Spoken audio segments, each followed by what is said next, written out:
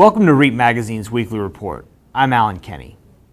In our first story this week, the REIT market held steady in July, which marked the third consecutive month that REITs have trailed the broader market. Data from the FTSE NAREIT U.S. REIT Index showed that U.S. equity REITs posted total returns of 0.83% in July.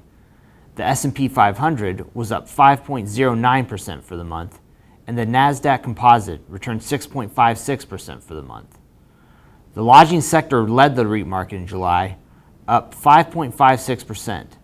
The self-storage sector was up 3.40% for the month. Analysts attributed the REIT market's overall performance to ongoing concerns about rising interest rates.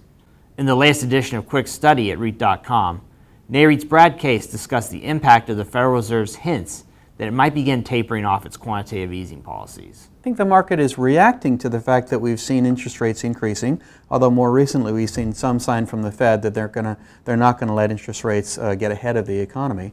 But in truth, I think the stock market may be reacting inappropriately to the increase in interest rates that we've seen.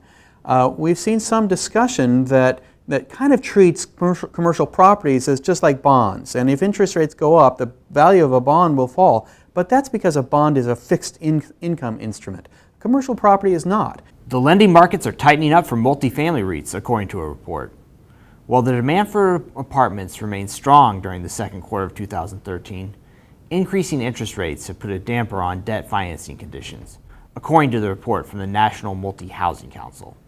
The organization's quarterly survey of CEOs and senior executives of apartment-related firms nationwide found that 67% of the respondents said the cost of debt financing for apartments has risen since April 2013.